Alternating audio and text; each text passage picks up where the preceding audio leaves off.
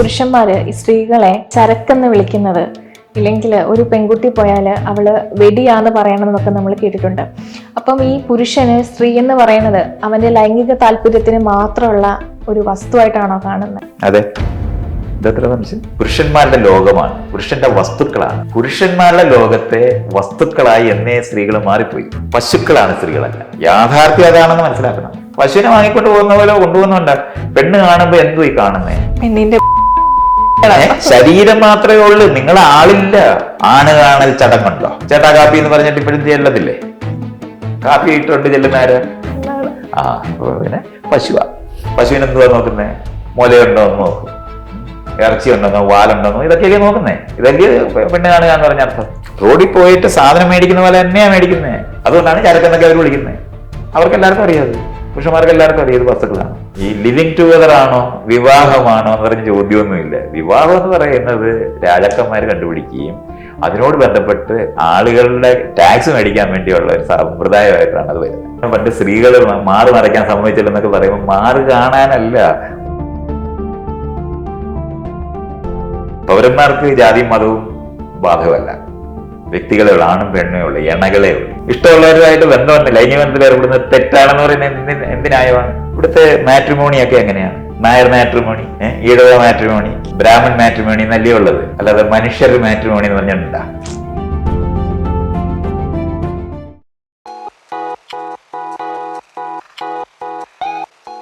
Social activist, author, തത്വചിന്തകൻ എന്നീ നിലയിൽ പ്രസിദ്ധനായ മൈത്രേയ മൈത്രേയനാണ് ഇന്ന് എന്നോടൊപ്പം ഉള്ളത്. നമസ്കാരം സർ. നമസ്കാരം. ഈ കുട്ടിക്കാലത്തെ നമ്മുടെ അനുഭവങ്ങളും സാഹചര്യങ്ങളുമാണ് ഒരാളെ വളർത്തുന്നത്. മൈത്രേയൻ എന്ന ഈ സ്വതന്ത്ര ചിന്തകന്റെ ഒരു വഴിത്തിരിവ് എങ്ങനെയായിരുന്നു? ഞാൻ ഇപ്പൊ നിങ്ങൾ ഈ ചോദിക്കുന്ന ചോദ്യം എനിക്കൊന്ന് 3-4-5 പേരെങ്കിലും ചോദിച്ചിട്ടുണ്ട്. ഞാൻ ആളുകൾ ഇങ്ങനെ ചോദിക്കുമ്പോൾ നമ്മൾ ഇങ്ങനെ പറയാനായിട്ട് ഒരു, ഇന്ന് ഞാൻ ഈ പറയുന്ന പല കാര്യങ്ങളും ആലോചിച്ചു തുടങ്ങിയത് 9ാം ക്ലാസ് പഠിക്കുമ്പോൾ ഒരു അധ്യാപകനുണ്ട്, മാവേലിക്കര ഹൈസ്കൂളിൽ പഠിക്കുമ്പോഴാണ്. അപ്പോൾ ഈ വെള്ളിയാഴ്ച ദിവസം അവസാനത്തെ പീരീഡ് എന്ന് പറയുന്ന എല്ലാവരുടെയും കലയും സംസാരവും ഇങ്ങനെയൊക്കെയുള്ള ഒരു പീരീഡാണ്. അപ്പോൾ അദ്ദേഹം ഇങ്ങനെ പറഞ്ഞ്, അടുത്ത ആഴ്ച എല്ലാവരും ദൈവം ഉണ്ടോ ഇല്ലയോ എന്ന് ആലോചിച്ചിട്ട് അതിനെപ്പറ്റി പറയണം. അതുവരെ ഞാൻ ആലോചിച്ചിട്ടേ ഇല്ലായിരുന്നു. അപ്പോൾ അന്നാണ് അവിടെ പോയിരുന്ന് ആലോചിക്കുമ്പോഴാണ് ഈ ലോകമൊക്കെ ഉണ്ടാക്കിയത് ദൈവമാണ്. അപ്പോൾ എല്ലാവരും ദൈവത്തിനെ പറ്റി പറയുമ്പോൾ എല്ലാം സർവജ്ഞനാണ്, സർവശക്തനാണ്, ഇങ്ങനെയാണല്ലോ പറയുന്നത്. പിന്നെ നല്ല ആളായിട്ട് ഇങ്ങനെയൊക്കെയാണ് പറയുന്നത്. അപ്പോൾ ഞാൻ ഈ ലോകത്തിനെ പറ്റി നോക്കുമ്പോൾ ഇഷ്ടംപോലെ കുഴപ്പം പിടിച്ച ഒരു ലോകത്താണ് നമ്മളുള്ളത്. അപ്പോൾ ഇതുണ്ടാക്കിയ ആൾ നല്ലതല്ല എന്ന് ഞാൻ അങ്ങനെ കണ്ടെത്തി. അടുത്ത ആഴ്ച ചെന്നപ്പോൾ ഞാനിതിങ്ങനെ പറഞ്ഞു, ഈ ഉണ്ടാക്കിയതിൽ നിന്നുണ്ടാക്കിയവനെയാണ് കണ്ടുപിടിക്കുന്നതെങ്കിൽ അത്ര നല്ലൊരാളല്ല. അത് കാരണം കൊണ്ട് അത് ഉണ്ടായാലും ഇല്ലായാലും കൊള്ളാത്ത ദൈവമാണെന്ന് ഞാൻ കണ്ടുപിടിച്ചു എന്ന്. അപ്പോൾ അധ്യാപകൻ ഇങ്ങനെ കേട്ടിട്ട് പറഞ്ഞു, നല്ല ചിന്തിച്ചു എന്ന് പറഞ്ഞു. അതായിരുന്നു എനിക്കിങ്ങനെ ഓർക്കുമ്പോൾ നമ്മളെങ്ങനെ ഒരു ടേൺ, അതുവരെ ഇല്ലാതിരുന്ന ചിന്തകളല്ലേ വ്യത്യസ്തമായിട്ട്. അന്ന് തൊട്ട് ഞാൻ ഈ വായിക്കുന്ന ഈ രാമായണ മഹാഭാരതം അതുപോലുള്ള കഥകളും ഒക്കെ വായിക്കുമ്പോഴൊക്കെ ഇതിന് പറ്റുന്ന തരത്തിലുള്ള കഥകളൊക്കെ ഞാൻ കണ്ടുപിടിക്കുകയായിരുന്നു. അങ്ങനെയാണ് അത് ആരംഭിക്കുന്നത്. ഒപ്പമാണ് അമ്മയ്ക്ക് പെൻ ഫ്രണ്ട് എന്ന് പറഞ്ഞ അന്നുണ്ട്.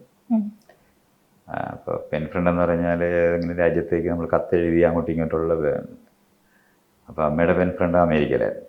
അപ്പോൾ അവരവിടുന്ന് വായിക്കുന്ന മാസികളെല്ലാം അവരുടെ സുഹൃത്തുക്കളും ഒക്കെ ആയിട്ടുള്ളവരുടെ എല്ലാം കൂടെ അതിങ്ങനെ ചുരുട്ടി കപ്പലിലിങ്ങനെ അയക്കും. അപ്പോൾ എല്ലാ 2 ആഴ്ച കൂടുമ്പോൾ ഇങ്ങനെ വരും. അപ്പോൾ ഞാൻ ഈ വളർന്നതൊക്കെ വളരെ കുഗ്രാമത്തിലാണ്.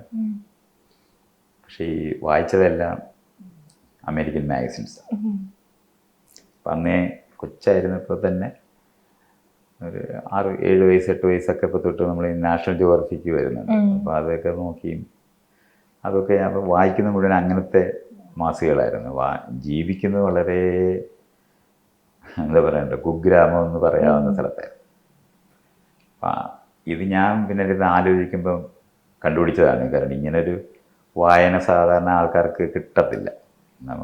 നമ്മളിപ്പോൾ ഇംഗ്ലീഷ് നോവൽസ് വായിക്കും, മലയാളം ഇങ്ങനെയൊക്കെയുള്ള ട്രാൻസ്ലേഷൻസൊക്കെ വായിക്കും എന്നുള്ളതല്ലാതെ വേറൊരു രാജ്യത്തെ പത്രങ്ങളും മാസികകളും എല്ലാം പത്രങ്ങളെല്ലാം വരുമായിരുന്നു. അപ്പോൾ ഈ ലൈഫ് എന്ന് പറഞ്ഞിട്ടൊരു അന്നത്തെ വലിയ പ്രസിദ്ധമായ ഒരു മാസികയാണ്. അതുപോലെ തന്നെ വാഷിങ്ടൺ പോസ്റ്റ്, ഇതൊക്കെ വലിയ അമേരിക്കയിലെ ഏറ്റവും പ്രസിദ്ധമായിട്ടുള്ള, നമ്മുടെ നാട്ടിലെ അങ്ങനത്തെ മാസികകൾ ഇല്ലുസ്ട്രേറ്റഡ് വീക്കിലി എന്ന് പറഞ്ഞിട്ട് ബോംബെ ഇറങ്ങുന്ന ഒരെണ്ണം ഉണ്ടായിരുന്നു. അതായിരുന്നു അതിന് സമാനമായിട്ടുള്ളത്, ചിത്രങ്ങൾ നിറച്ച് ചിത്രങ്ങളുമായിട്ട്. അപ്പോൾ അതുപോലത്തെ റീഡേഴ്സ് ഡൈജസ്റ്റ്, നാഷണൽ ജിയോഗ്രഫിക്ക് ഇങ്ങനെ, അതുപോലെ തന്നെ നമ്മുടെ ഇവിടെ മലയാള മനോരമയുടെ വനിതയുടെ കൂട്ട്, ലേഡീസ് ഹോം ജേർണൽ എന്ന് പറഞ്ഞൊരെണ്ണമുണ്ട്. ഇതെല്ലാമായിരുന്നു ഞാനിങ്ങനെ വായിക്കുന്നത്. അപ്പോൾ അത് എന്നെ സ്വാധീനിച്ചിട്ടുണ്ടെന്ന് കാണാൻ പറ്റുന്നുണ്ട്. അത് മാത്രമല്ല, അതിനകത്ത് ഈ നമ്മൾ ആദ്യമായിട്ട് ചന്ദ്രനിൽ പോയ അതൊക്കെ ഇങ്ങനെ അതിനകത്തുണ്ടാവുകയും, അപ്പോൾ അമേരിക്കയിൽ ഇന്ന് നമ്മൾ കാണുന്ന ഈ ഏലിയൻ എന്ന് പറയുന്ന ആ കൺസെപ്റ്റെല്ലാം ഞാൻ അന്നേ അത് വായിക്കുന്നു. അപ്പോൾ അതങ്ങനെ വായിക്കുന്ന കാരണം കൊണ്ട് ഞാൻ ആദ്യമായിട്ട് പ്രീ ഡിഗ്രിക്ക് പഠിക്കുമ്പോൾ ഒരു ലേഖനം എഴുതിയത് ഈ കോളേജിലെ മാസികയില്ല, അതിനകത്ത് എഴുതി കൊടുക്കണമെന്ന് പറഞ്ഞു. അപ്പോൾ ഞാൻ എഴുതിയത് UFO എന്ന് പറഞ്ഞിട്ടായിരുന്നു, അൺഐഡൻറ്റിഫൈഡ് ഫ്ലൈയിങ് ഒബ്ജക്ട്സ്. എൻ്റെ അധ്യാപകം കേട്ടിട്ടേ ഇല്ല. അപ്പോൾ അയാൾ പറഞ്ഞ് ഇംഗ്ലീഷൊക്കെ കൊള്ളാം, പക്ഷേ ഗ്രാമർ തെറ്റുമില്ല. അതാണ് പറഞ്ഞു, ഗ്രാമറൊന്നും തെറ്റില്ല, വേറെ വല്ലതും എഴുതിത്താണ്. അപ്പോൾ ഞാൻ അപ്പോൾ അങ്ങനെ മുഴുവൻ സമയവും നമ്മൾ ഈ ഗാലക്സികളെ പറ്റി അങ്ങനത്തെ കാര്യങ്ങളാണ്, എല്ലാവരും ഏലിയൻസ് വരുന്നതിനെ പറ്റിയൊക്കെ ആയിരുന്നു ഞാൻ ആലോചിച്ചത്. ജീവിക്കുന്നത് വളരെ സാധാരണ നാട്ടിനകത്തായിരുന്നു. പിന്നെ വീടിലെ പലതരത്തിൽ എല്ലാ തരത്തിലുള്ള നോവൽസുള്ള, ഈ ഇംഗ്ലീഷ് ലിറ്ററേച്ചറിലുള്ള എല്ലാം ഉള്ള വീടായിരുന്നു. ഒപ്പം ഞാൻ പഠിച്ചത് ഇംഗ്ലീഷ് ലിറ്ററേച്ചറായിരുന്നു. വായനയുടെ ലോകം എന്ന് പറയുന്നത് വിപുലമായിട്ടുണ്ടാകുകയും ചെയ്തു. അതൊക്കെയായിരുന്നു അതിനകത്ത്. പ്രത്യേകിച്ചും എന്നെ സ്വാധീനിച്ച 2-3 പേരുള്ളതിലൊന്ന് ബെർട്രാൻഡ് റസ്സലായിരുന്നു. അദ്ദേഹമായിരുന്നു ഈ വേൾഡ് ഗവൺമെൻറ്, ഈ UN പറ്റിയൊക്കെയുള്ള ചർച്ചകളും കാര്യങ്ങളും എല്ലാം. അപ്പോൾ അതുപോലുള്ള, അപ്പം BA ക്കൊക്കെ പഠിക്കുമ്പോൾ യുദ്ധം ഇല്ലാത്ത ഒരു ലോകം ഉണ്ടാക്കാൻ പറ്റും എന്ന് വിചാരിച്ചിട്ട് അതിനുവേണ്ടി വായിക്കുകയും പഠിക്കുകയും ചെയ്യുന്ന ഒരു സ്ഥലമുണ്ടായിരുന്നു. ഒപ്പമാണ് ഈ ഫിലോസോഫിക്കലായിട്ടുള്ള കാര്യങ്ങളൊക്കെ. അത് ആ ഫിലോസോഫിക്കലായ മേഖല കൂടുതൽ ഉണ്ടായത് MAക്ക് ഞാൻ വടക്കേ ഇന്ത്യയിലെ മീററ്റ് എന്ന് പറയുന്ന സ്ഥലത്തായിരുന്നു പഠിച്ചത്. അറിയാതെ ഇംഗ്ലീഷ് ലിറ്ററേച്ചറായിരുന്നു എടുത്തിരുന്നത്, പക്ഷെ അറിയാത്തൊരു ദിവസം ഫിലോസഫി എന്ന് എഴുതിയിരിക്കുന്നിടത്തോട്ട് കയറിപ്പോയി. അപ്പോൾ അവിടെ ചെന്നപ്പം അവിടെ ഇരിക്കുന്ന കുറേ പുസ്തകങ്ങളിനകത്ത് ഒരു പുസ്തകം എടുത്തു. അപ്പം ഞാൻ ഇംഗ്ലീഷ് കുട്ടിക്കാലം തൊട്ട് വായിക്കുകയും പഠിക്കുകയും ചെയ്തുകൊണ്ട് ഇംഗ്ലീഷ് അറിയുന്ന ഒരാളാണെന്നുള്ളൊരു ധാരണയിലായിരുന്നു ഞാൻ ഇരുന്നിരുന്നത്. പക്ഷെ ആ പുസ്തകം വായിച്ചിട്ടൊന്നും മനസ്സിലായില്ല. അത് ഫിലോസഫിയിൽ എഴുതിയിരിക്കുന്ന പുസ്തകമാണ്. അപ്പോൾ നമുക്ക് അതിൻ്റെ കൺസെപ്റ്റ്സ് ഒന്നും അറിഞ്ഞു. അപ്പോൾ അതെന്നെ ഭയങ്കരമായിട്ട് ഒരേ സമയത്ത് അസ്വസ്ഥപ്പെടുത്തുകയും മറ്റൊരു ഇതെന്താ വായിച്ചാൽ മനസ്സിലാകാത്തത് എന്ന് തോന്നുന്ന ഒരു സ്ഥലമുണ്ടായി. അപ്പോൾ അതിനകത്തുനിന്ന് കുറേ പുസ്തകങ്ങൾ ഞാൻ എടുത്തുകൊണ്ട് വന്ന് വായിക്കാൻ ശ്രമിക്കുന്നുണ്ട്. ആ വായിക്കുന്നത് ഇപ്പോൾ ഞാൻ ഈ ചിന്തിക്കുന്ന മേഖലകളിലുള്ള കാര്യങ്ങളായിരുന്നു അന്ന് വന്നത്. അപ്പോൾ ഏലിയൻസ്, ഈ പുസ്തകങ്ങൾ, ഇതെല്ലാം കൂടെയൊക്കെയാണ്. പിന്നെ വേൾഡ് ഗവൺമെൻറ്റിനെ പറ്റിയുള്ള സങ്കല്പവും. ആ കാലത്തായിരുന്നു ഞാൻ ആദ്യമായിട്ട് സൈക്കോളജി പുസ്തകങ്ങൾ, അത് എറിക് ഫ്രം എന്ന് പറഞ്ഞ ഒരാളുടെ 1-2 പുസ്തകം ഉണ്ടായിരുന്നു. പിന്നെ ട്രാൻസാക്ഷൻ അനാലിസിസ് എന്ന് പറഞ്ഞിട്ട് സൈക്കോളജിയുടെ ഒരു സെക്ഷനുണ്ട്. അത് വളരെ പ്രസിദ്ധമായ കുറേ പുസ്തകങ്ങളായിരുന്നു. I am okay, you are okay, I am not okay, you are not okay എന്നൊക്കെ പറഞ്ഞിട്ടുള്ള തരത്തിലുള്ള കുറേ പോപ്പുലർ സൈക്കോളജി പുസ്തകങ്ങളൊക്കെയാണ്. പക്ഷെ അത് ആ മേഖലയിലേക്ക് തുറക്കും. പിന്നെ സ്വാഭാവികമായിട്ട് ഈ ഫ്രോയിഡും യുങ്ങും ഒക്കെ നമ്മൾ വായിക്കുന്നിടത്തേക്ക് പോകുന്നുണ്ട്. അപ്പം ഇങ്ങനത്തെ കുറേ സ്ട്രീംസാണ് ഒന്നിച്ചാണ് വരുന്നത്. അത് കോളേജിലും സ്കൂളിലൊക്കെ പഠിക്കുമ്പോൾ വിദ്യാഭ്യാസം ഒന്നും ഇങ്ങനെയല്ല വേണ്ട എന്നൊക്കെ ഉള്ള ഒരു വിചാരം എനിക്ക് ആദ്യമേ തൊട്ടുണ്ട്. ഞാൻ ഈ പുസ്തകങ്ങൾ എനിക്ക് സ്കൂളിൽ പഠിക്കുന്ന പുസ്തകം ആദ്യമേ വായിക്കുമായിരുന്നു. ക്ലാസ്സിലിരിക്കുന്നത് അധ്യാപകർ നമ്മൾ വായിച്ചിട്ട് മനസ്സിലായത് തന്നെയാണോ ഉള്ള അങ്ങനെയായിരുന്നു ഞാനത് വായിക്കുന്നത്. അറിയാം, പുസ്തകം വായിക്കുന്നൊരു ശീലമുള്ളത് കൊണ്ടാണ് ആദ്യമേ വായിക്കുന്നത്.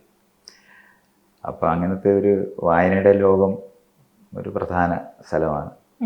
അതിനകത്ത് തന്നെ ഇത്തരത്തിലുള്ള വ്യത്യസ്തമായിട്ടുള്ള കാര്യങ്ങളും കൂടെ ചേർന്നാണ് ഈ വിദ്യാഭ്യാസത്തിനകത്ത് നിന്ന്, ഈ കാണുന്ന വിദ്യാഭ്യാസത്തിനകത്ത് നിന്ന് വിടണം എന്ന് തീരുമാനിച്ചിട്ട് MAക്ക് ഞാൻ പഠിക്കുമ്പോൾ അവസാനത്തെ പരീക്ഷ ഞാൻ എഴുതിയത് എനിക്കിഷ്ടമുള്ളതല്ല. പരീക്ഷയുടെ ചോദ്യങ്ങളൊക്കെ കീറ്റ്സിനെ പറ്റിയും ഷേക്സ്പിയറിനെ പറ്റിയൊക്കെയാണ്. ഞാൻ എഴുതിയത് വേൾഡ് ഗവൺമെൻറ് വേണമെന്നും വിദ്യാഭ്യാസം ഇങ്ങനെയല്ലെന്നും ദൈവം ഉണ്ടോ ഇല്ലയോ ഇങ്ങനെയുള്ള വിഷയങ്ങളാണ് എഴുതിയത്. അപ്പോൾ ആൻസർ ചെക്ക് ചെയ്തില്ല? പിന്നെ അങ്ങോട്ട് പോയിട്ടില്ല. എനിക്കിഷ്ടമുള്ളത് എഴുതി അത്രയും സന്തോഷമായിട്ടൊരു പരീക്ഷ എഴുതിയിട്ടില്ല.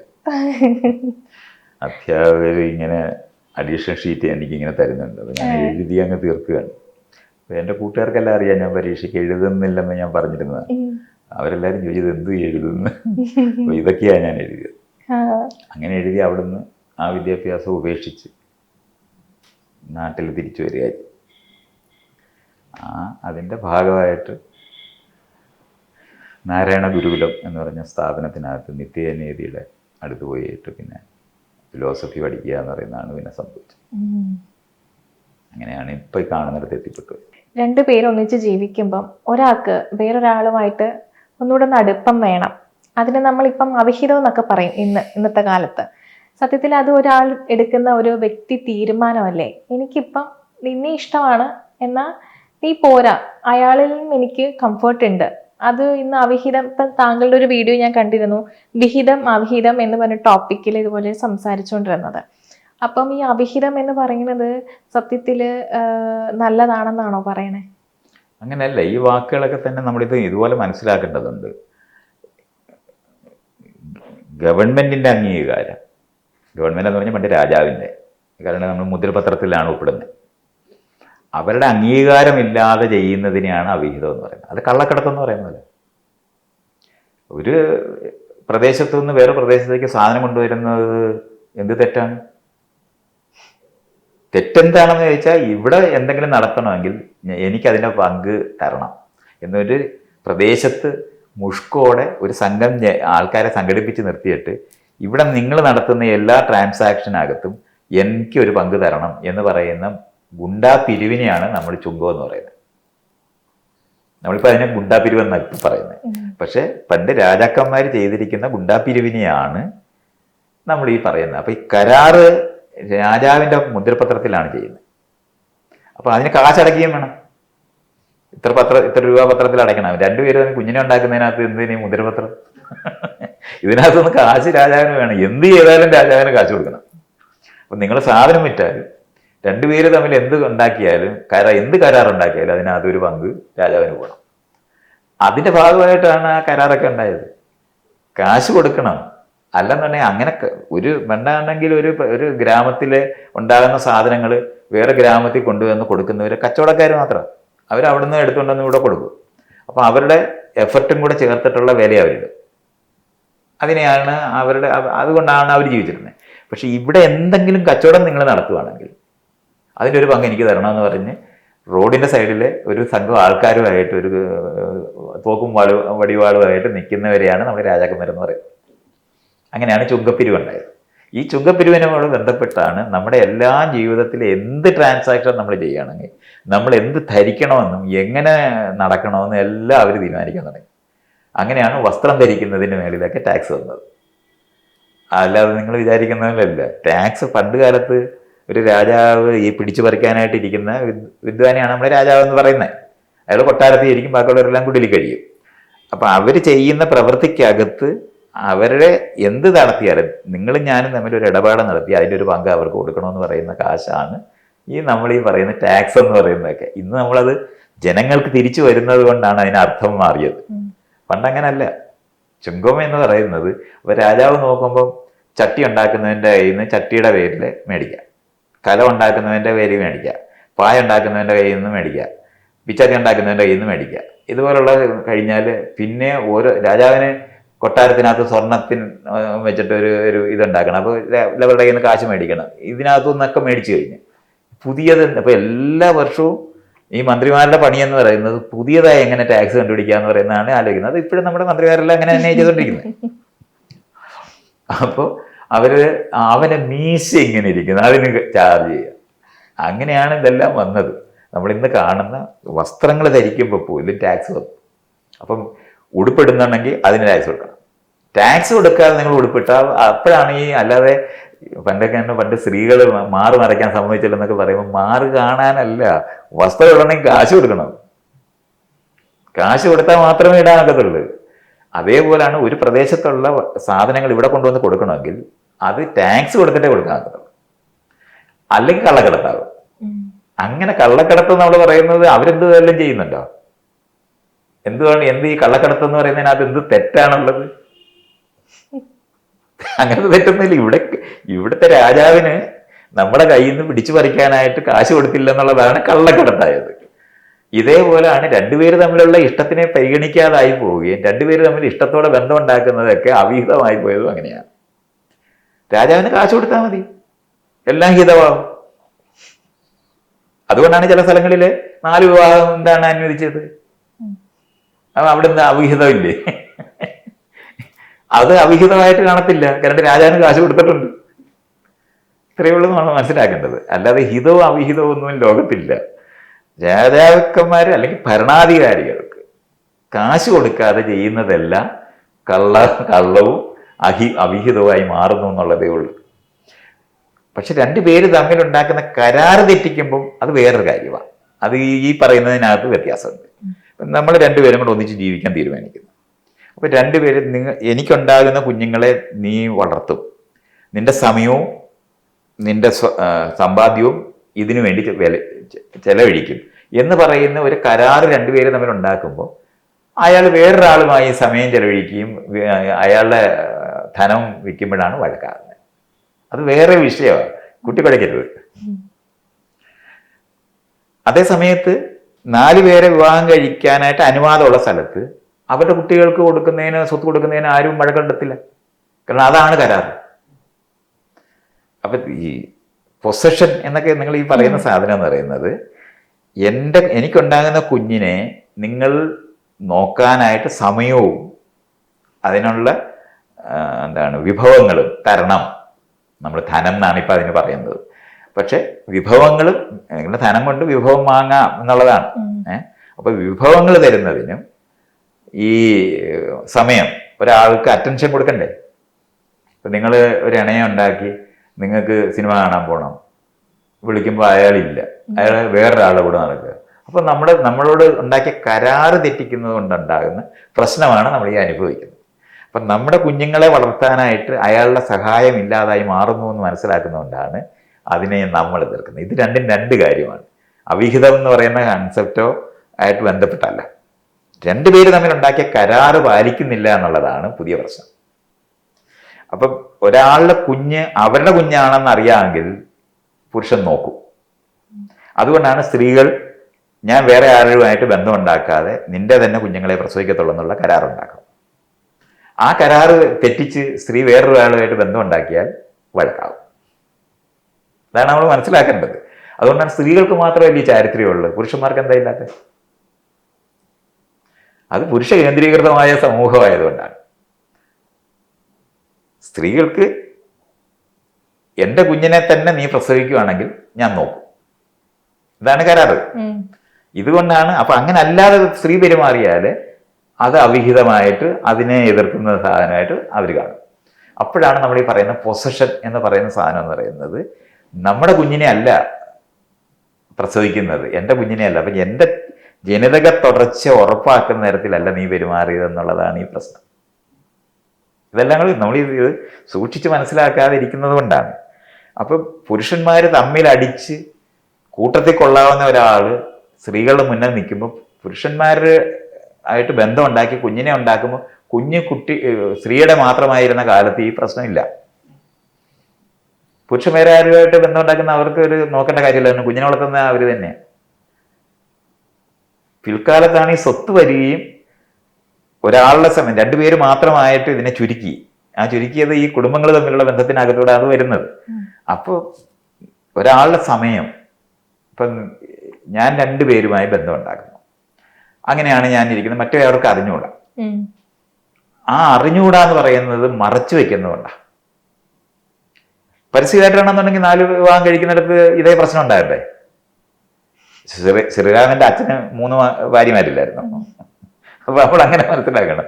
തെറ്റായത് കൊണ്ടൊന്നുമല്ല, രാജാവിന് ഇഷ്ടം പോലെ സ്വത്തുണ്ട്, അതുകൊണ്ട് അയാൾക്ക് 3 പേരല്ല 5 പേരല്ല 10 പേരല്ല. പണ്ട് രാജാക്കന്മാർക്ക് മുഴുവൻ അന്തപുരം ഉണ്ടായിരുന്നവരാ, 100 കണക്കിനാണ് ഭാര്യമാരുണ്ടായിരുന്നത്. അവരെല്ലാം നീ വഴക്കിടുകയാണ് അല്ല. എന്തുകൊണ്ടാണ്? രാജാവിന് അതിനു വേണ്ടി സ്വത്തുണ്ട്, എല്ലാം കൊടുക്കാൻ പറ്റും. പക്ഷെ ആരുടെ രാജാവിന്റെ അടുത്ത രാജാവ് എൻ്റെ മകനാകണം എന്ന് പറയുന്ന അടുത്താണ് രാമായണത്തിൽ കേസ് വരുന്നത്. ഇതൊക്കെ നമ്മളിങ്ങനെ മനസ്സിലാക്കേണ്ടതുണ്ട്. അത് എന്താണ് അതിനകത്തെ കേസ്? ഒരാളുടെ മകൻ, രാജഭരണം എന്ന് പറയുന്നതിനകത്ത് ഒരാളേ ഉള്ളൂ. അതുകൊണ്ടാണ് ആ സ്ഥാനം മറ്റേയാൾക്ക് കിട്ടാതെ വരുന്നു എന്നുള്ളതാണ് ഭരതനും രാമനും തമ്മിലുള്ള വഴക്കായിട്ട് മാറുന്നത്. അപ്പൊ ഇതിന്റെ മേളിലുള്ള കേസുകളേ ഉള്ളൂ, അല്ലാതെ ഈ കുഞ്ഞിനെ ഉണ്ടാക്കിയതിലൊന്നും കേസില്ല അവിടെ.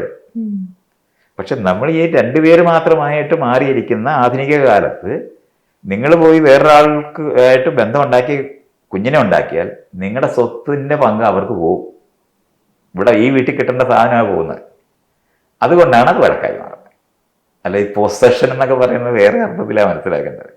സ്വന്തം ജനിതകം അടുത്ത തലമുറയ്ക്ക് കൈമാറ്റം ചെയ്യുന്നതിന് ഷുവർട്ടി, നിശ്ചയമായിട്ട് അങ്ങനെ നടക്കും എന്ന് അറിയണമെന്നുണ്ടെങ്കിൽ സ്ത്രീ വേറെ ആരുമായി ബന്ധം ഉണ്ടാക്കില്ല. അതുകൊണ്ടാണ് സ്ത്രീകൾക്ക് ചാരിത്രം വളരെ പ്രധാനമായി മാറുകയും പുരുഷന്മാർക്ക് ചാരിത്രത്തിനെ പറ്റി ചർച്ച ചെയ്യില്ല. അത് ഇതുകൊണ്ടാണ്. കാരണം സ്വത്തുണ്ടാക്കുന്ന മുഴുവൻ പുരുഷന്മാരും അതിൻ്റെ ഉപഭോക്താക്കളായിട്ട് സ്ത്രീകളെ മാറ്റിയത് കൊണ്ടാണ് അങ്ങനെ വന്നത്.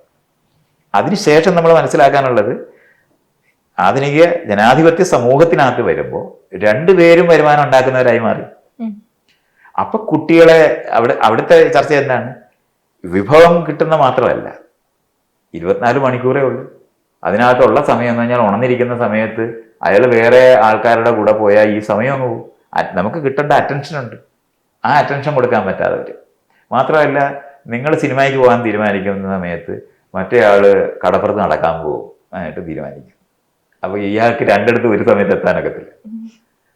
അപ്പൊ കള്ളം പറയാൻ ബാധ്യത വരും. ഇങ്ങനെയാണ് അത് വരുന്നത്.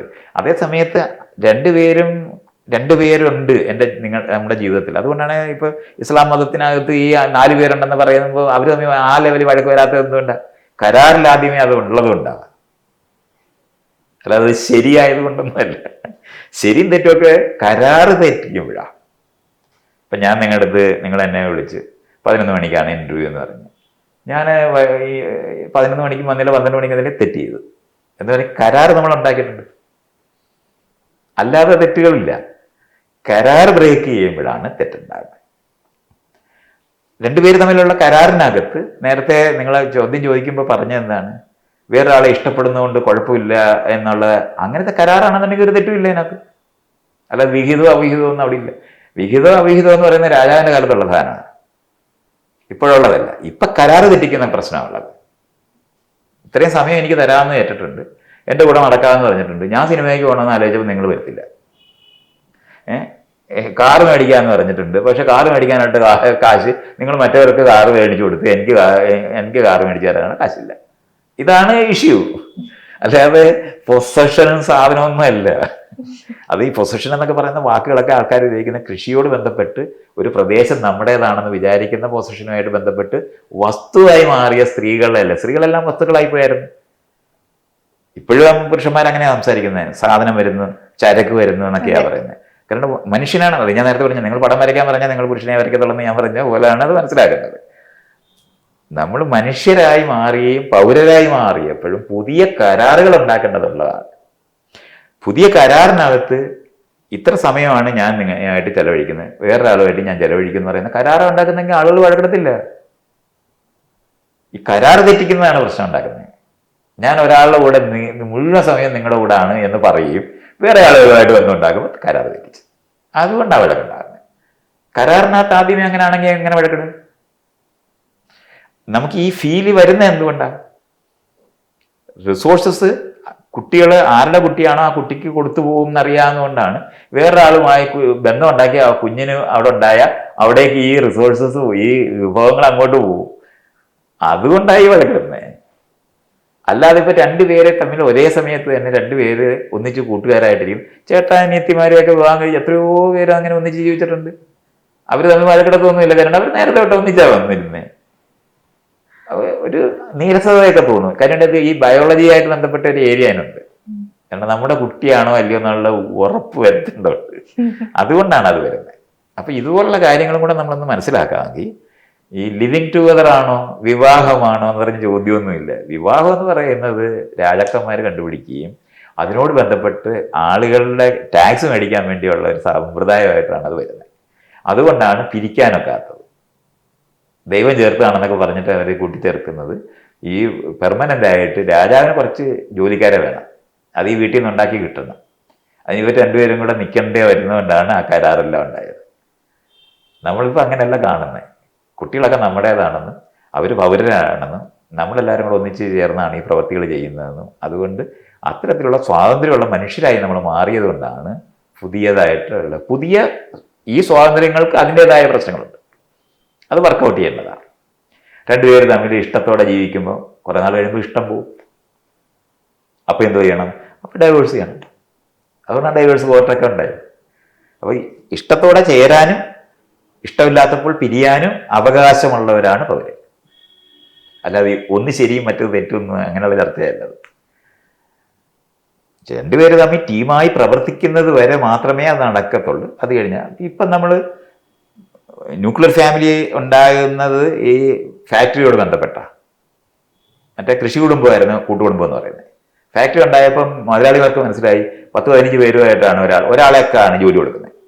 അയാളുടെ കൂടെ വട്ടത്തിൽ 15 പേർക്കുള്ള ചെലവ് കൊടുക്കേണ്ടി വരും. അപ്പോൾ അവർ പറഞ്ഞാൽ അത് പറ്റത്തില്ല, 2 മുറിയുള്ള ക്വാർട്ടേഴ്സ് കൊടുത്ത്. അപ്പോൾ ബാക്കിയുള്ളവരെല്ലാം ഉപേക്ഷിക്കേണ്ടി വന്നു. കസിൻസിനെ ഉപേക്ഷിക്കേണ്ടി വന്നു, അങ്കിൾസിനെ മുഴുവൻ ഉപേക്ഷിക്കേണ്ടി വന്നു. ഇവരെല്ലാം വിട്ട് കഴിഞ്ഞപ്പോൾ അമ്മയും അച്ഛനും മക്കളും മാത്രമായി. അങ്ങനെയാണ് നമ്മൾ ഇന്ന് പറയുന്ന ന്യൂക്ലിയർ ഫാമിലി ഉണ്ടായത്. അപ്പോൾ ന്യൂക്ലിയർ ഫാമിലി എന്ന് പറയുമ്പോൾ അപ്പോൾ ഇവർ രണ്ടുപേരും അധ്വാനിച്ചാലേ ഈ ന്യൂക്ലിയർ ഫാമിലി ഓടത്തുള്ളൂ. അപ്പോൾ അതിനനുസരിച്ചിട്ട് കൃഷിയുണ്ടായി, LKG UKG ഉണ്ടായി, സ്കൂളുണ്ടായി. ഇങ്ങനെയാണ് സംഭവം വരുന്നത്. ഇതുകൊണ്ടാണ് നമ്മൾ ഇന്ന് കാണുന്നത്. പക്ഷെ രണ്ടുപേര് തമ്മിൽ മാത്രമായിട്ട് ജീവിക്കുമ്പോൾ ഭയങ്കര പ്രശ്നങ്ങൾ അനുഭവിക്കും. 10-15 പേര് ചേർന്ന് നടത്തേണ്ട ഒരു പണിയാണ് കുഞ്ഞിനെ വളർത്തൽ എന്ന് പറയുന്നത്. രണ്ടുപേര് മാത്രമായിട്ട് ചെയ്യാൻ പറ്റത്തില്ല, മിസറബിളാവും. ലോകത്തിലെ ഏറ്റവും മിസറബിളായ ഫാമിലിയാണ് ന്യൂക്ലിയർ ഫാമിലി. അപ്പോൾ അതുകൊണ്ടാണ് ഇന്ന് ഡൈവേഴ്സ് ചെയ്യുന്നതിനൊക്കെ അനുവദിക്കുന്നിടത്തേക്ക് ഈ കുടുംബ കോടതിയൊക്കെ ഉണ്ടായത്. ഡൈവേഴ്സ് ചെയ്തവർ വീണ്ടും വിവാഹിതരാകുക എന്ന് പറയുന്നതാണ് പുതിയ സമ്പ്രദായം. അപ്പോൾ എന്ത് പറ്റി? അതിനെ ബ്ലെൻഡഡ് ഫാമിലി എന്ന് പറയുന്നത്. 2 പേർക്കും കുട്ടികൾ നേരത്തെ ഉണ്ട്. ആ കുട്ടികളുമായിട്ട് വന്നിട്ടാണ് ഇവർ രണ്ടുപേരോട് ജീവിക്കുന്നത്. അപ്പോൾ പലരും തമ്മിൽ ചേർന്നുണ്ടായ കുഞ്ഞുങ്ങളെ ആയിട്ട് 2 പേര് ചേരുമ്പോൾ അതിന് ബ്ലെൻഡഡ് ഫാമിലി എന്ന് പറയുന്നത്. ന്യൂക്ലിയർ ഫാമിലി മാറി ബ്ലെൻഡഡ് ഫാമിലിയാണ് ഇന്ന് ലോകത്ത് കൂടുതലുള്ളത്. അപ്പോൾ ഇതൊക്കെ ഇങ്ങനെ മാറിക്കൊണ്ടിരിക്കുകയാണ്. അപ്പം നമ്മുടെ സമൂഹത്തിനകത്ത് ഈ മാറ്റം ഇതുവരെ കൃത്യമായി നടക്കാതിരിക്കുന്നുണ്ട്. ട്രാൻസിഷൻ ആയിട്ടുള്ള സമൂഹങ്ങളായതുകൊണ്ടാണ് ഇത് രണ്ടും നിൽക്കുന്നത്. ഒന്നിനെ മറ്റേത് ശരിയല്ല, ഇത് ശരിയാണെന്നൊക്കെ പറഞ്ഞുള്ള ചർച്ച മുഴുവൻ വരുന്നത് കൊണ്ടാണ്. സംഭവം എന്താണെന്ന് മനസ്സിലാക്കി ചെയ്യുകയാണെന്നുണ്ടെങ്കിൽ നിങ്ങളുണ്ടാക്കിയ കരാറ് വ്യക്തികളുടെ കരാറല്ല, കുടുംബത്തിൻ്റെ കരാറാണ്. അതുകൊണ്ടാണ് നിങ്ങളുടെയൊക്കെ വിവാഹ കത്ത് അടിക്കുന്ന അമ്മയച്ഛന്മാര് ഞങ്ങളുടെ മക്കൾ വിവാഹം കഴിക്കുന്നതെന്നാണ്. വിവാഹം കഴിക്കുന്നവർക്ക് യാതൊരു ഉത്തരവാദിത്വം അതിനകത്തില്ല. ഞങ്ങളുടെ വിവാഹമാണ്, നിങ്ങളെല്ലാം വരണമെന്ന് അടിക്കുന്ന ദിവസമാണ് പൗരരാകുള്ളൂ.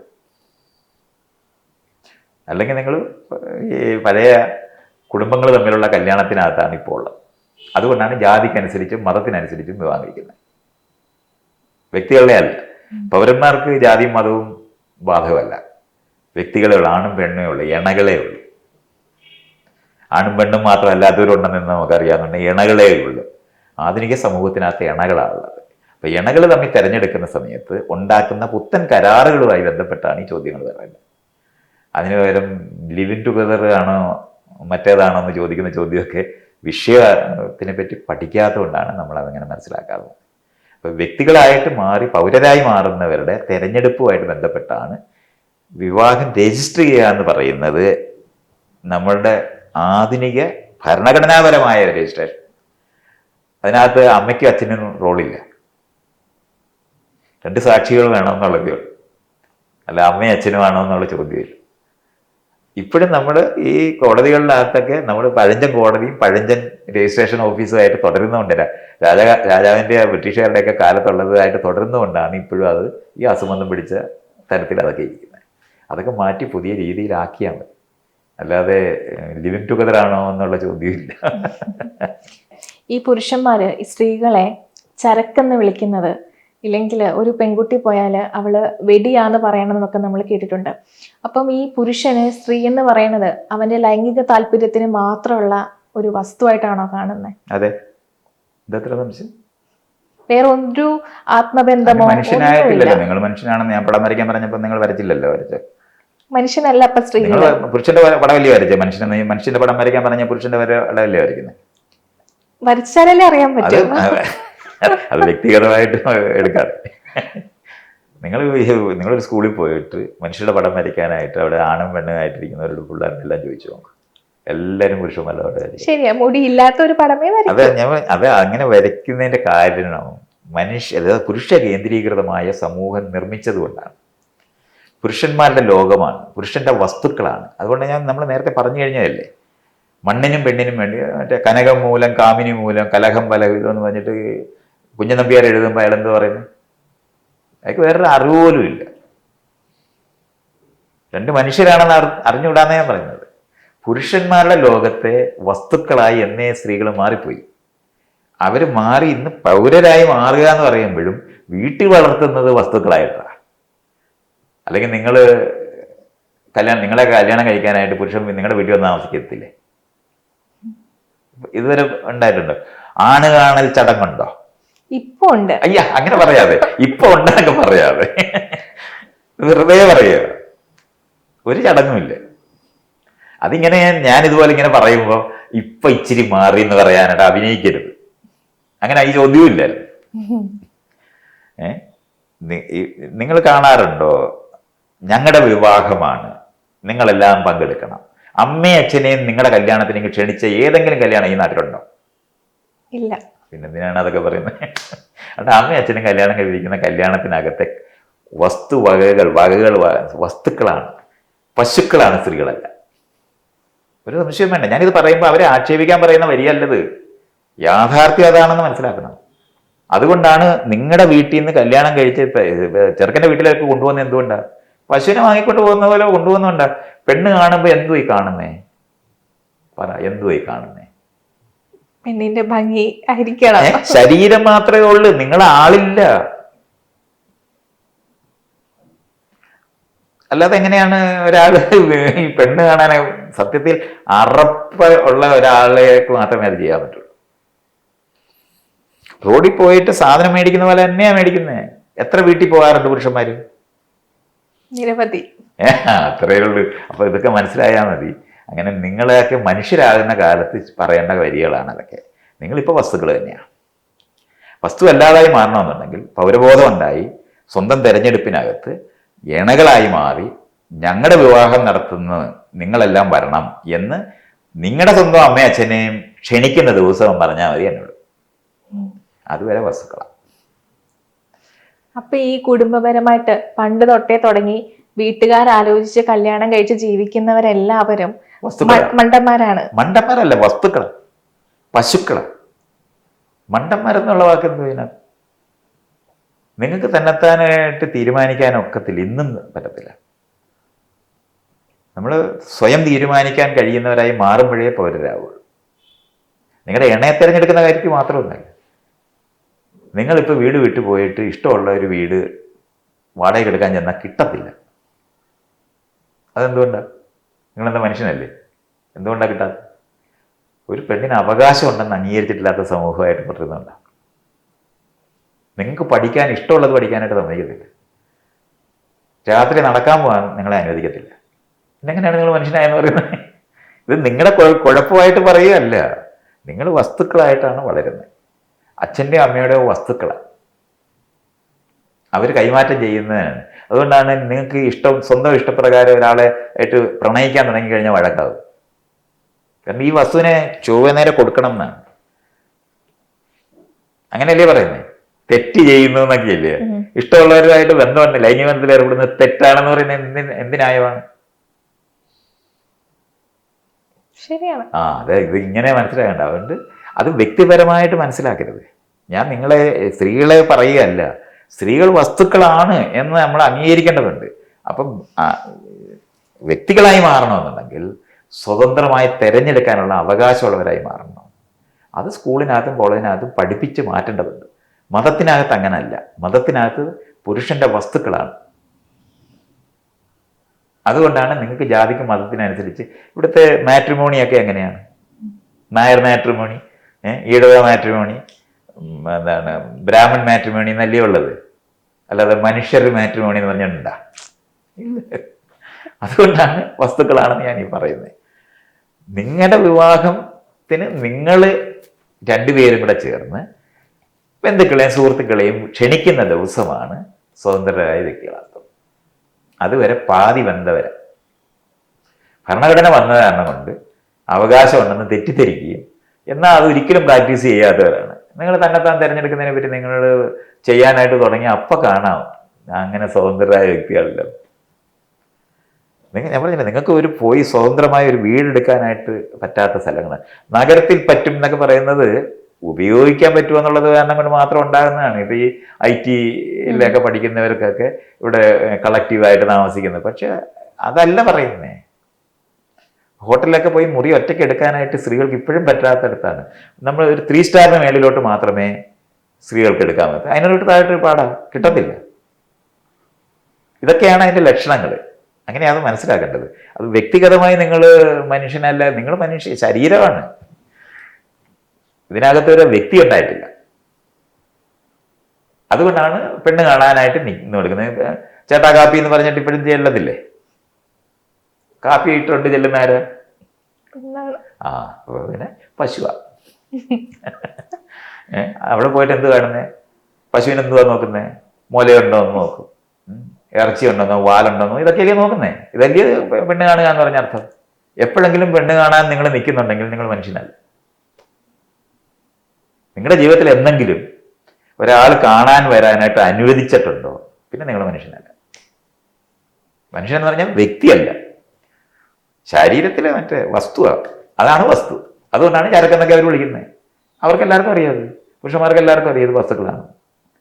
2 പുരുഷന്മാർ തമ്മിൽ കൈമാറ്റം നടത്തുന്ന സാധനം മാത്രമാണ്.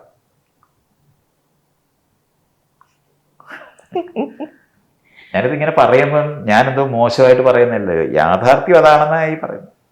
നിങ്ങൾക്ക് ഈ യാഥാർത്ഥ്യം മനസ്സിലാക്കുന്ന പെൺകുട്ടികളുണ്ട്. അത് മനസ്സിലാക്കുന്ന കാരണം കൊണ്ടൊന്നും മാറത്തില്ല. ഇല്ല, അതിന് സിസ്റ്റം മാറ്റിയേ പറ്റത്തുള്ളൂ. അതുകൊണ്ടാണ് നമ്മൾ പോയിട്ട് വിവാഹം കഴിക്കുക എന്ന് പറയുന്നത് 2 വ്യക്തികൾ പോയി നടത്തുമ്പോൾ മറ്റുള്ളവരെ ക്ഷണിക്കുന്ന ഇടമായി മാറുന്ന ദിവസമേ അതാവൂ. ഇഷ്ടം കൊണ്ട് ഒന്നിച്ച് കഴിയുന്നവരാ കുട്ടികളെ. മറ്റങ്ങനല്ല, കുറച്ച് കുഞ്ഞുങ്ങളുണ്ടായിപ്പോയി അത് കാരണം കൊണ്ട് ഞങ്ങൾ തുടരുവാണെന്നാ പറയാറുള്ളത്. അങ്ങനൊന്നുമല്ല പറയണ്ടേ. ഉത്തരവാദിത്തപ്പെട്ട 2 മനുഷ്യർ കുഞ്ഞിനെ വളർത്തണം. അവർ പിരിഞ്ഞാലും കുഞ്ഞിനെ ഒന്നിച്ച് വളർത്തണം, ഉത്തരവാദിത്തപ്പെട്ടവരാണെങ്കിൽ. ഇതിപ്പോ കോടതി ഇടപെട്ട് ഇത്ര രൂപ വെച്ച് നീ കൊടുത്തോണം എന്ന് പറഞ്ഞ് വിധിച്ചിട്ടാണ് അവർ കൊടുക്കുന്നത്. ഉത്തരവാദിത്തമുള്ളവരല്ല.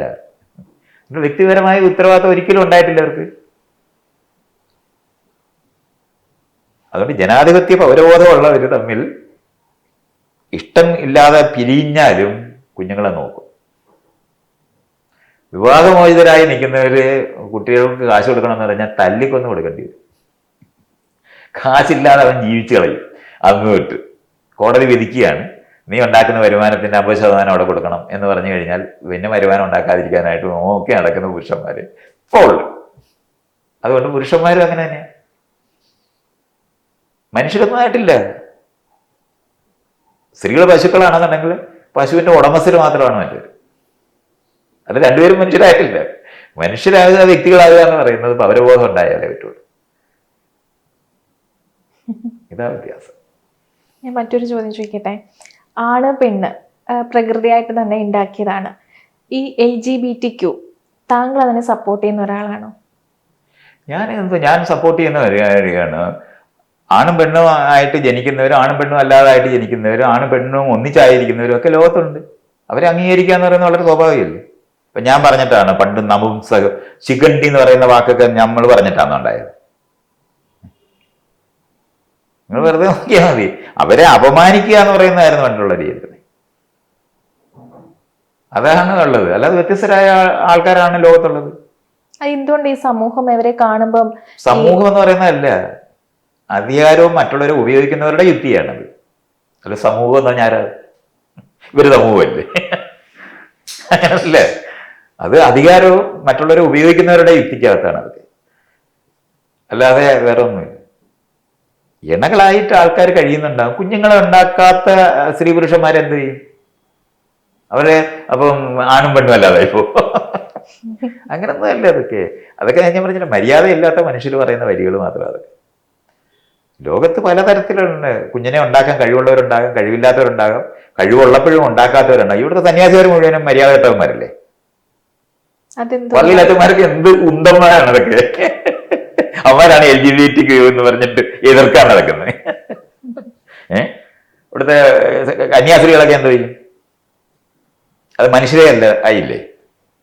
കൊച്ചിനുണ്ടാക്കിയിട്ടില്ലല്ലോ. അപ്പൊ പിന്നെ അങ്ങനൊന്നും അല്ല അത് മനസ്സിലാക്കേണ്ടത്.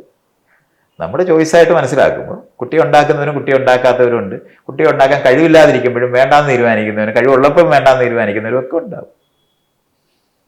ഇവരെല്ലാവരും ചേർന്നിട്ടാണ് നമ്മൾ ജീവിക്കുന്നത്. കുഞ്ഞിനെ ഉണ്ടാക്കാനായിട്ട് കഴിവില്ലാതിരിക്കുമ്പോഴും കുട്ടിയെ നോക്കാൻ അവർക്ക് കഴിവുണ്ട്. പുരുഷന്മാർ കുട്ടിയെ ഉണ്ടാക്കാൻ കഴിവുള്ളപ്പോഴും കുഞ്ഞുങ്ങളെ നോക്കുന്നില്ലല്ലോ. അപ്പൊ അവന്മാർ പുരുഷന്മാരും അല്ലല്ലോ. ഈ നമ്മൾ ഈ പറയുന്ന അനുസരിച്ചിട്ടാണെങ്കിൽ കൊച്ചിനെ തൊട്ടിട്ടില്ലാത്ത അച്ഛന്മാർ എത്ര ഉണ്ട്? ഇതെല്ലാം നമ്മൾ കാണണ്ടേ? അപ്പൊ അതുകൊണ്ടാണ് അത് അങ്ങനെയല്ലാതെ മനസ്സിലാകണ്ടേ. ഒരു സമൂഹമായിട്ടാണ് നമ്മൾ ജീവിക്കുന്നത്. അതിനകത്ത് ഏത് റോളിൽ ആർക്കും കഴിയാൻ പറ്റും. എല്ലാവരും കുട്ടികളെ ഉണ്ടാക്കേണ്ട കാര്യമില്ല. എല്ലാവരും കുട്ടികളെ ഉണ്ടാക്കാൻ താല്പര്യമുള്ളവർ ചെയ്താൽ മതി. അതിനുവേണ്ടി മനുഷ്യർ ലോകത്തുണ്ട്. അതുകൊണ്ട് തന്നെ ആവശ്യമില്ല. ഈ സമൂഹത്തിനകത്ത് പല റോളിൽ മനുഷ്യർക്ക് കഴിയാം. അത്രേ ഉള്ള അർത്ഥം. ഇപ്പൊ കുട്ടി ഉണ്ടാക്കാൻ കഴിവില്ലാത്തവര് എല്ലാ കാര്യങ്ങളും ചെയ്തിട്ട് അവരുടെ സഹോദരിമാരുടെ, പണ്ട് സഹോദരിയുടെ മക്കൾക്കായിരുന്നല്ലോ ഇവിടെ സ്വത്ത് കൊടുത്തോണ്ടിരുന്നേ. ഉണ്ടാക്കിയ കൊച്ചിന് ഒരിക്കലും കൊടുക്കാത്ത നാട്ടിലിരുന്നോണ്ടാണ് ഇതൊക്കെ പറയുന്നത്. സഹോദരിയുടെ മക്കൾക്ക് സ്വത്ത് കൊടുക്കുന്നതിന്റെ കാരണം എന്താ അറിയാവോ? അയാളുടെ ജനിതകം ഉണ്ടാവില്ലേ. അതുകൊണ്ടാണ്. സഹോദരിക്ക് 50% ജനിതകമുണ്ട്, സഹോദരിയുടെ മക്കൾക്ക് 25% ജനിതകം ഇയാളുടെ ഇതുണ്ടാകും. അതുകൊണ്ടാണ് മക്കൾക്ക് കൊടുക്കും. അതേസമയത്ത് ഭാര്യ 100% ജനിതകം വേറെയാ. അവർ വേറെ വല്ലവരുമായിട്ട് പോയി ബന്ധം ഉണ്ടാക്കിയ മുഴുവൻ പോയി. അതുകൊണ്ടാണ് സഹോദരിയുടെ മക്കൾക്ക് കൊടുത്തോണ്ടിരുന്നത്. മരുമക്കത്തായം എന്ന് പറയുന്ന സാധനം നിൽക്കുന്നത് അതുകൊണ്ടാണ്. അല്ലാതെ വേറെ ഒന്നും അല്ല ഇതിനകത്ത്. ഭാര്യയെ വിശ്വസിക്കാൻ പറ്റാത്ത കാര്യത്തിൽ അവർക്ക് സ്വാതന്ത്ര്യം, അവർ വേറെ ആൾക്കാരുമായിട്ട് ബന്ധം ഉണ്ടാക്കുക എന്നുള്ള പേടി കൊണ്ട് എൻ്റെ ജനിതകത്തിനനുസരിച്ചിട്ട് സ്വത്ത് കൊടുക്കാൻ പറ്റത്തില്ലെന്ന് അറിയുന്നതുകൊണ്ടാണ് മരുമക്കത്തായം നിന്നിരുന്നത്. ഇന്നിപ്പോൾ നമുക്ക് DNA ടെസ്റ്റും സാധനങ്ങളും എല്ലാം ചെയ്യാൻ പറ്റും, ആരാണെന്ന് അറിയാൻ പറ്റും. അതുകൊണ്ട് ഇത്തരത്തിലുള്ള പ്രശ്നങ്ങളുമായിട്ട് ചർച്ച ചെയ്യേണ്ട കാര്യമില്ല. പിന്നെ നമുക്ക് മനസ്സിലാകുന്നത് എല്ലാവരും മനുഷ്യരാണെന്നുള്ള അറിവുള്ള കാലത്താണ് നമ്മൾ ഇന്ന് ജീവിക്കുന്നത്. അല്ലാതെ എൻ്റെ ജനിതകം തന്നെ ഭയങ്കര പ്രധാനമാണെന്നൊന്നും വിചാരിക്കേണ്ട കാര്യമൊന്നുമില്ല. അത്രയും മനസ്സിലാക്കിയ